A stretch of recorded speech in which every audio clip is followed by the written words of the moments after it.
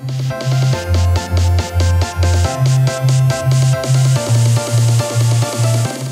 to Portrait Assembly. How many fairy tales do you know?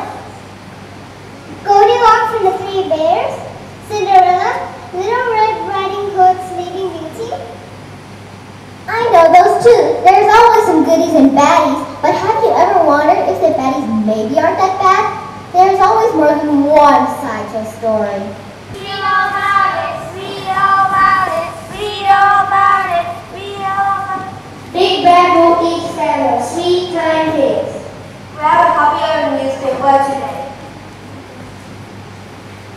Read all about it, read all about it, read all about it.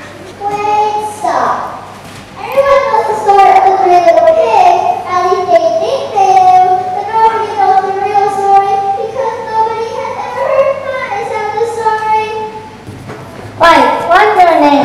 I'm Wolf. I-N-T Wolf. You can call me Al. I don't know how this big bad wolf thing got started, but it's all wrong. I see. What makes you so sure? Maybe it's because of our diet. Hey, it's not my fault we eat cute animals like bunnies and pigs. It's just the way we are. Stop making excuses and wasting time. Can we just stick to the story, please? It's burgers with you. Folks would probably think you were making mad too. But like I said, this whole big bad wolf thing is all wrong. The real story is about a sneeze and a cup of sugar. I think you should better take us back to the beginning of the story. Way back in once upon a time, a wolf was making a birthday cake for his dear-old granny.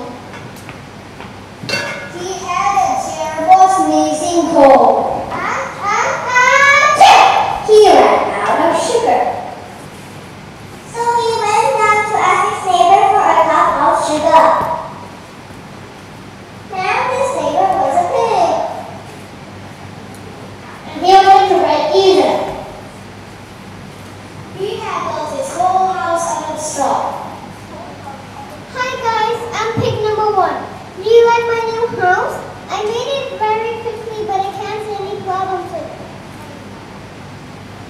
Can you believe it? I mean, who is the right mind to build a house made out of straw? So of course, the minute he knocked on the door, it fell right in. He claimed he didn't want to just walk into someone else's house.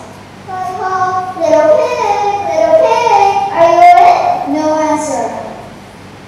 He was just about to go home without a cup of sugar for his dear old granny's birthday cake. That's when his nose got to itch. He felt a sneeze coming on. Well, he huffed, and he snuffed, and he sneezed a great sneeze. The whole straw has just fell down, and right in the middle of the pile of straws was the first little pig, dead as a doornail. It seemed like a shed to make a clever neat good hand did not like that in straw. So I ended up making it out of cheeseburger, just lying there. He was feeling a bit better. But he still didn't have his cup of sugar. So he went to the next neighbor's house. He was the first little pig's brother.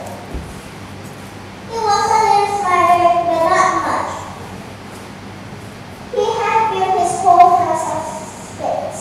Hey, doesn't your house look great? Much better than my brother's. I wonder where he is. He rang the doorbell of the steakhouse.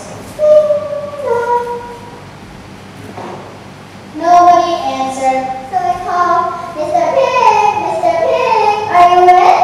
Go away, Wolf. You can't come in. I'm shaving the hair on my shinny shin.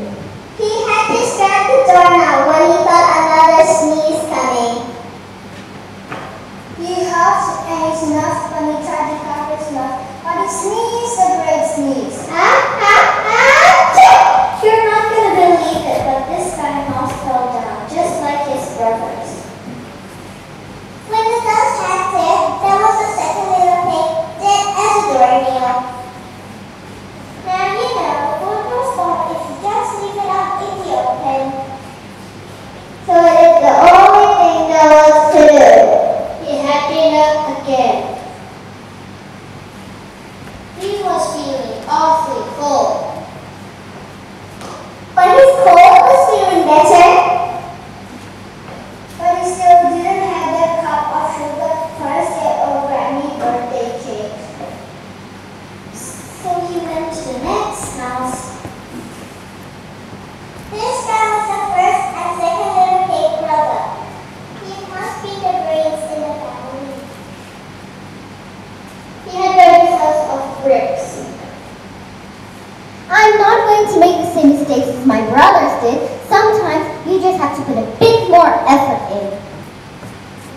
knocked on the brick door.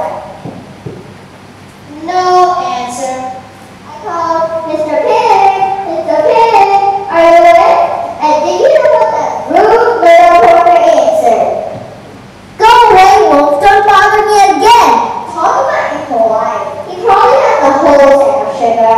And he wouldn't give him even one little cup of sugar for his dear old granny's birthday cake. What's a pig? So he was just about to go home and make a nice birthday card instead of a cake. Only for his niece coming on again. He huffed and he snuffed and he sneezed once again. Ha ha ha! Then the third big yell. And your old granny can sit on a pig. I'm usually a pretty calm guy. When somebody talks about my granny like that, I go a little crazy.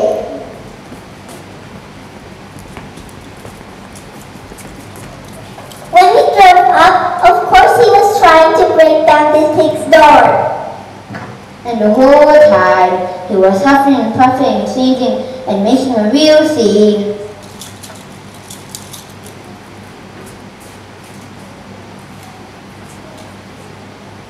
You're arrested. And that's the rest I say is history. My partner and I found out about the two pigs he ate with dinner. We figured as a cat when you borrow a cup of sugar didn't sound very exciting. So they dammed it up with all that huff and puff and blow your house down. And they made me the big bad wolf. That's it. The real story. He was brave. The lady you forgot me a cup of sugar. Don't do it!